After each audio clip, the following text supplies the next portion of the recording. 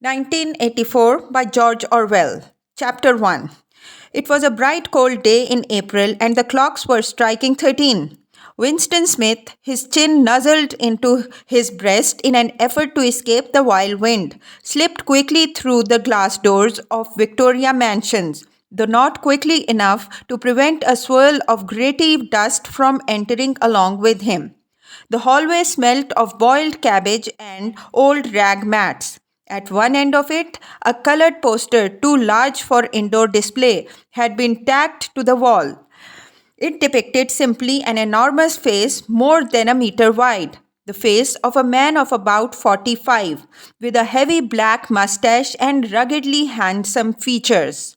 Winston made for the stairs. It was no use trying the lift. Even at the best of times, it was seldom working, and at present, the electric current was cut off during daylight hours. It was part of the economy drive in preparation for Hate Week. The flat was 7 flights up, and Winston, who was 39 and had a varicose ulcer above his right ankle, went slowly, resting several times on the way. On each landing, opposite the lift shaft, the poster with the enormous face gazed from the wall. It was one of those pictures which are so contrived that the eyes follow you about when you move. Big Brother is watching you, the caption beneath it ran. Inside the flat, a fruity voice was reading out a list of figures which had something to do with the production of pig iron. The voice came from an oblong metal plate like a dulled mirror, which formed part of the surface of the right hand wall. Winston turned a switch and the voice sank somewhat, though the words were still distinguishable. The instrument, the telescreen it was called, could be dimmed, but there was no way of shutting it off completely.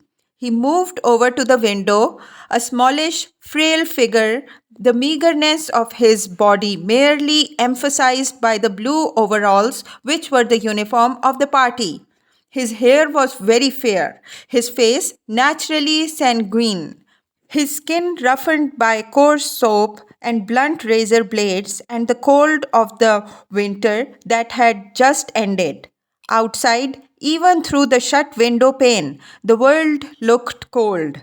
Down in the street, little eddies of winds were whirling dust and torn paper into spirals. And though the sun was shining and the sky a harsh blue, there seemed to be no color in anything except the posters that were plastered everywhere.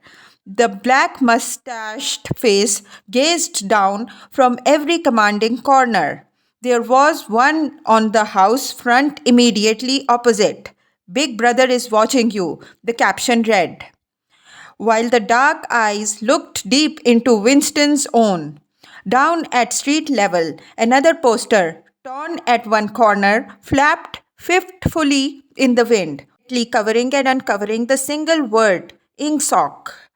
In the far distance, a helicopter skimmed down between the roofs, hovered for an instant like a blue bottle, and darted away again with a curving flight. It was the police patrol, snooping into people's windows. The patrol did not matter, however, only the thought police mattered.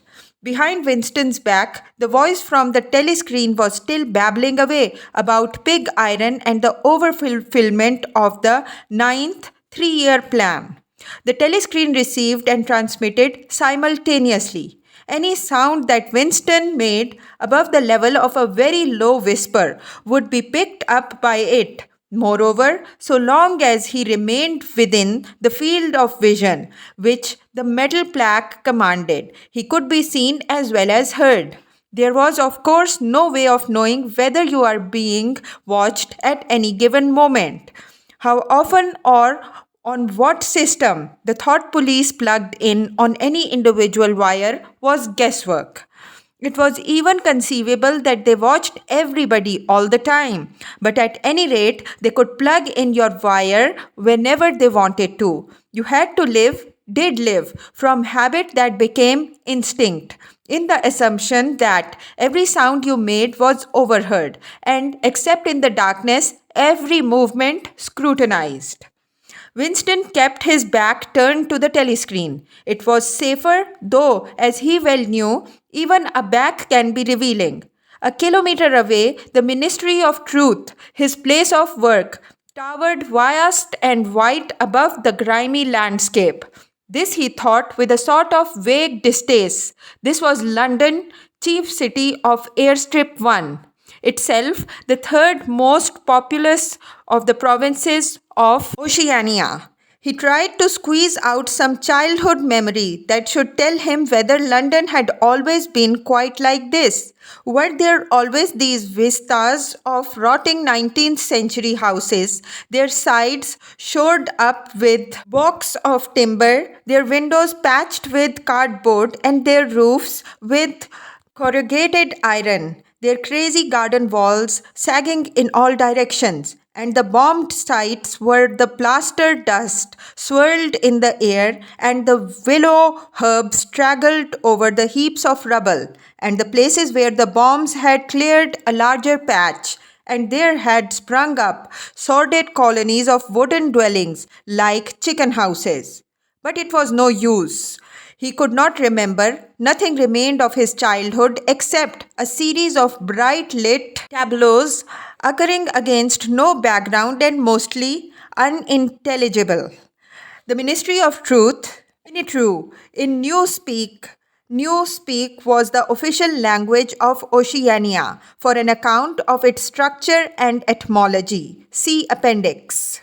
Was startlingly different from any other object in sight. It was an enormous pyramidal structure of glittering white concrete, soaring up terrace after terrace, 300 meters into the air. From where Winston stood, it was just possible to read, picked out on its white face in elegant lettering, the three slogans of the party.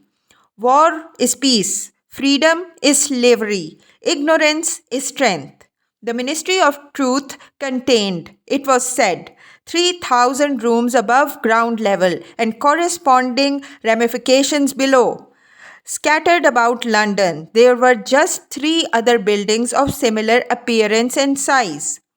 So completely did they dwarf the surrounding architecture that from the roof of Victoria Mansions you could see all four of them simultaneously. They were the homes of all four ministries, between which the entire apparatus of government was divided. The Ministry of Truth, which concerned itself with news, entertainment, education, and the fine arts. The Ministry of Peace, which concerned itself with war. The Ministry of Love, which maintained law and order. And the Ministry of Plenty, which was responsible for economic affairs. Their names in Newspeak: Mini True, Mini Pax, Mini Love, and Mini Plenty. The Ministry of Love was the really frightening one. There were no windows in it at all. Winston had never been inside the Ministry of Love, nor within half a kilometer of it. It was a place impossible to enter except on official business, and then only by penetrating through a maze of barbed wire entanglements, steel doors, and hidden machine gun nests. Even the streets leading up to its outer barriers were roamed by gorilla faced guards in black uniforms armed with jointed truncheons. Winston turned around abruptly. He had set his features into the expression of quiet optimism, which it was advisable to wear when facing the telescreen. He crossed the room into the tiny kitchen. By leaving the ministry at this time of day, he had sacrificed his lunch in the canteen, and he was aware that there was no food in the kitchen except a hunk of dark colored bread which had got to be saved for tomorrow's breakfast. He took down from the shelf a bottle of colorless liquid with a plain white label marked Victory Gin. It gave off a sickly, oily smell as of Chinese rice spirit. Winston poured out nearly a teacup full, nerved himself for a shock and gulped it down like a dose of medicine. Instantly, his face turned scarlet and the water ran out of his eyes. The stuff was like nitric acid, and moreover, in swallowing it, one had the sensation of being hit on the back of the head with a rubber club. The next moment, however, the burning in his belly died down and the world began to look more cheerful. He took a cigarette from a crumpled packet marked Victory Cigarettes and incautiously held it upright, whereupon the tobacco fell out onto the floor. With the next, he was more successful. He went back to the living room and sat down at a small table that stood to the left of the telescreen. From the table drawer, he took out a pen holder, a bottle of ink, and a thick quarto-size blank book with a red back and a marbled cover. For some reason, the telescreen in the living room was in an unusual position. Instead of being placed as was normal in the end wall where it could command the whole room, it was in the longer wall opposite the window.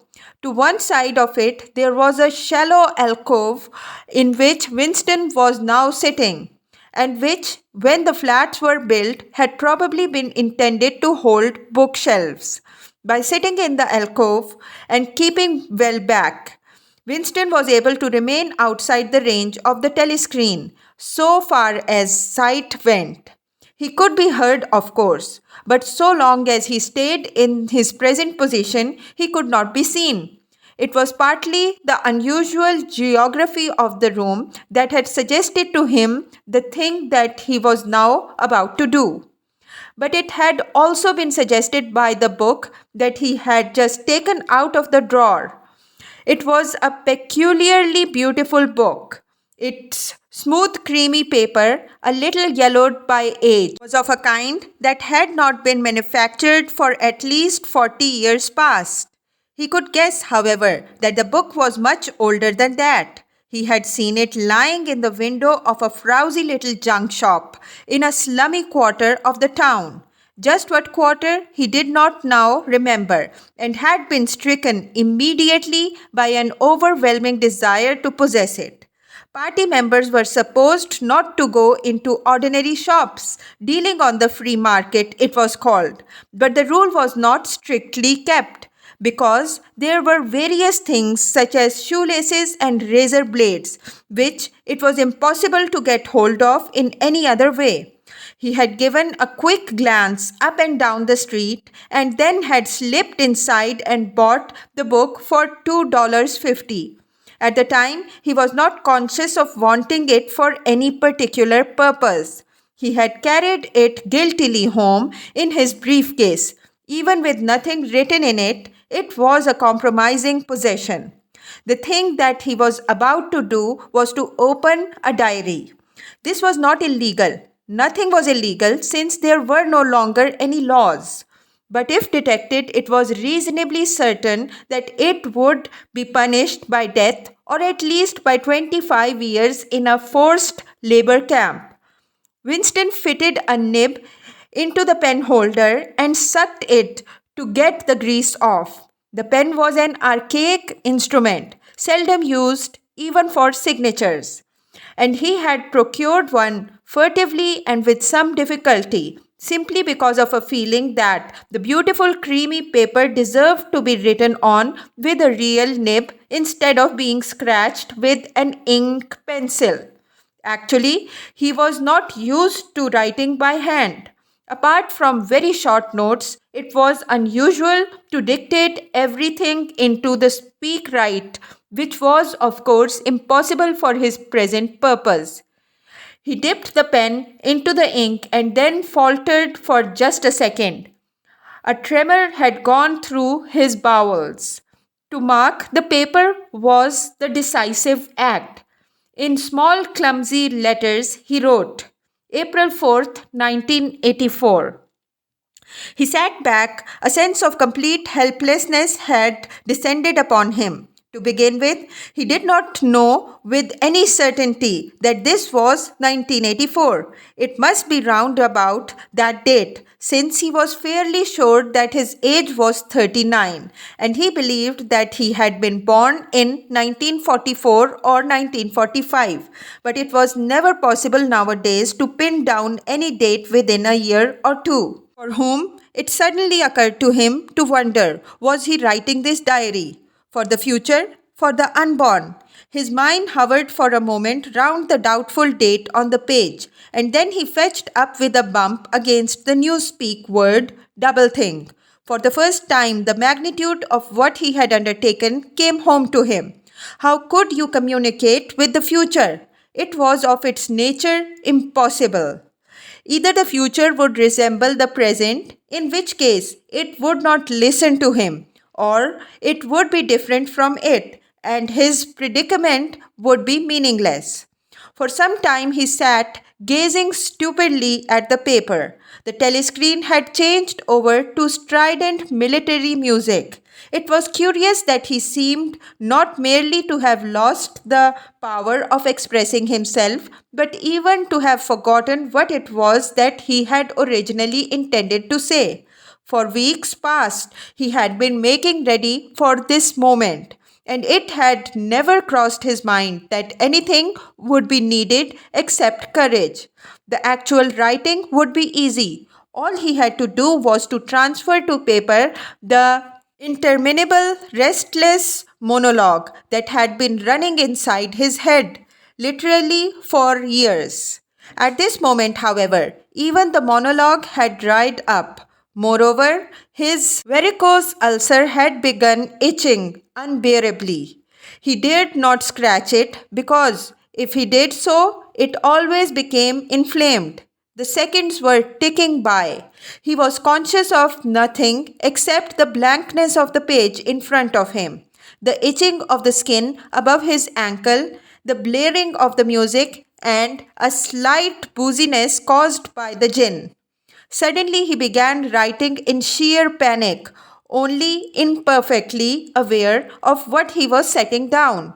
His small but childish handwriting straggled up and down the page, shedding first its capital letters and finally even its full stops. April 4th, 1984. Last night to the flicks. All war films. One very good one of a ship full of refugees being bombed somewhere in the Mediterranean. Audience much amused by shots of a great huge fat man trying to swim away with a helicopter after him. First you saw him wallowing along in the water like a porpoise. Then you saw him through the helicopter gun sights. Then he was full of holes and the sea round him turned pink, and he sank as suddenly as though the holes had let in the water. Audience shouting with laughter when he sank. Then you saw a lifeboat full of children with a helicopter hovering over it. There was a middle-aged woman, might have been a Jewess, sitting up in the bow with a little boy about 3 years old in her arms. Little boy screaming with fright and hiding his head between her breasts as if he was trying to burrow right into her, and the woman putting her arms round him and comforting him, although she was blue with fright herself, all the time covering him up as much as possible, as if she thought her arms could keep the bullets off him. Then the helicopter planted a 20-kilo bomb in among them. Terrific flash, and the boat went all to matchwood.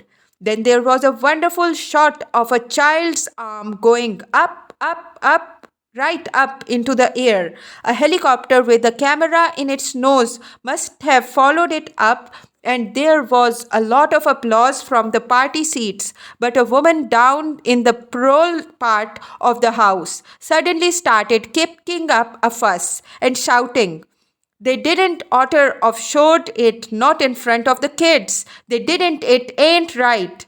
Not in front of the kids. It ain't until the police turned her out. I don't suppose anything happened to her. Nobody cares what the paroles say. Typical parole reaction, they never. Winston stopped writing. partly because he was suffering from a cramp. He did not know what had made him pour out this stream of rubbish. But the curious thing was that while he was doing so, a totally different memory had clarified itself in his mind to the point where he almost felt equal to writing it down.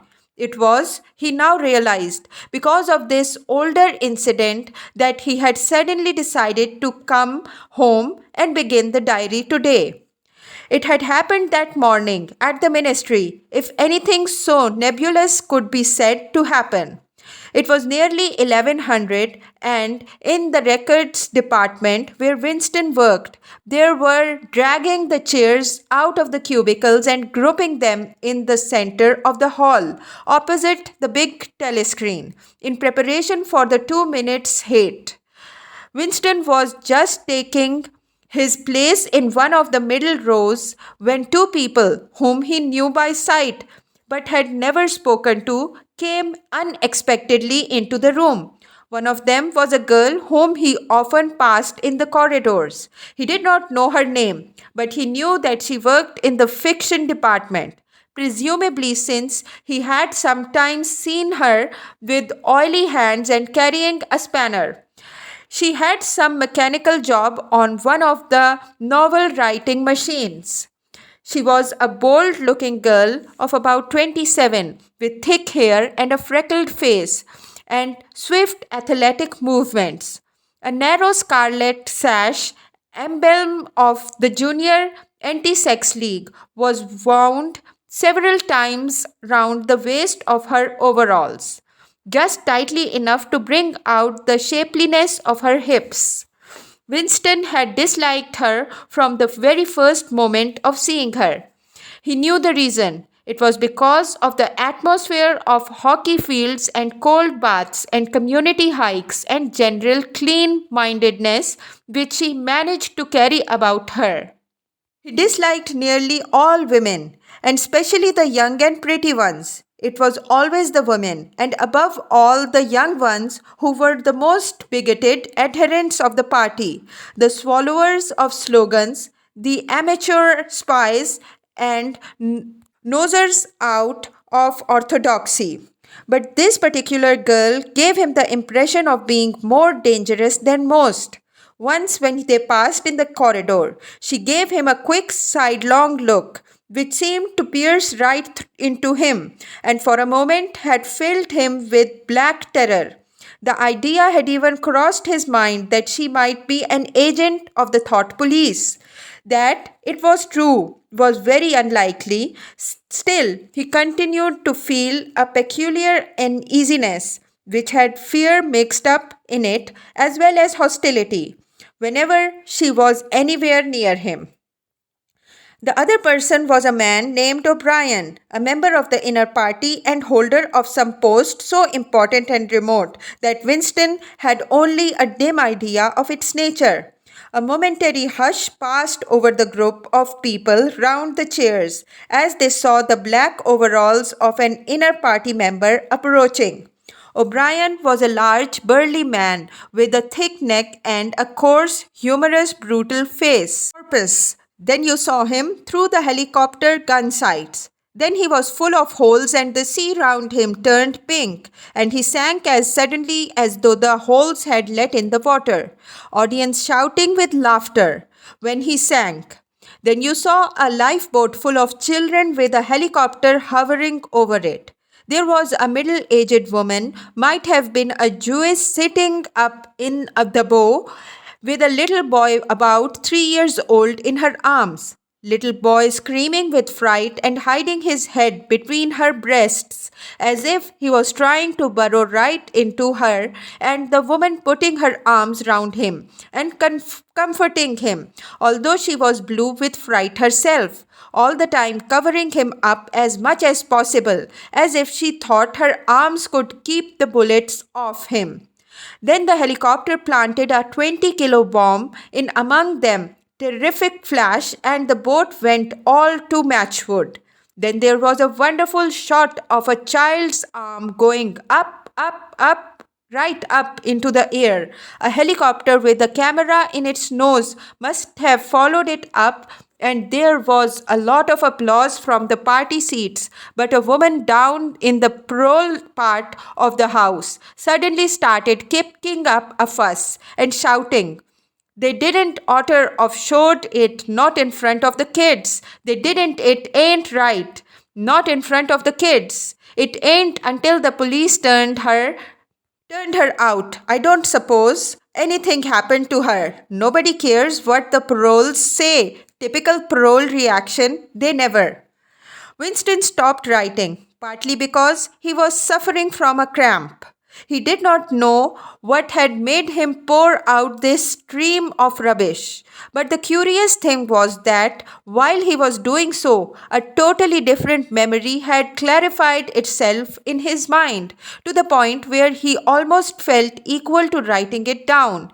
It was, he now realized, because of this older incident that he had suddenly decided to come home and begin the diary today. It had happened that morning at the ministry, if anything so nebulous could be said to happen. It was nearly 1100, and in the records department where Winston worked, they were dragging the chairs out of the cubicles and grouping them in the center of the hall, opposite the big telescreen, in preparation for the 2 minutes hate. Winston was just taking his place in one of the middle rows when two people, whom he knew by sight but had never spoken to, came unexpectedly into the room. One of them was a girl whom he often passed in the corridors. He did not know her name, but he knew that she worked in the fiction department, presumably since he had sometimes seen her with oily hands and carrying a spanner. She had some mechanical job on one of the novel writing machines. She was a bold looking girl of about 27 with thick hair and a freckled face and swift athletic movements. A narrow scarlet sash, emblem of the Junior Anti Sex League, was wound several times round the waist of her overalls, just tightly enough to bring out the shapeliness of her hips. Winston had disliked her from the very first moment of seeing her. He knew the reason. It was because of the atmosphere of hockey fields and cold baths and community hikes and general clean mindedness which she managed to carry about her. He disliked nearly all women, and especially the young and pretty ones. It was always the women, and above all the young ones, who were the most bigoted adherents of the party, the swallowers of slogans, the amateur spies, and nosers out of orthodoxy. But this particular girl gave him the impression of being more dangerous than most. Once, when they passed in the corridor, she gave him a quick sidelong look, which seemed to pierce right into him, and for a moment had filled him with black terror. The idea had even crossed his mind that she might be an agent of the thought police. That, it was true, was very unlikely. Still, he continued to feel a peculiar uneasiness, which had fear mixed up in it as well as hostility, whenever she was anywhere near him. The other person was a man named O'Brien, a member of the inner party and holder of some post so important and remote that Winston had only a dim idea of its nature. A momentary hush passed over the group of people round the chairs as they saw the black overalls of an inner party member approaching. O'Brien was a large, burly man with a thick neck and a coarse, humorous, brutal face, clandestinely here and there. It was a book without a title.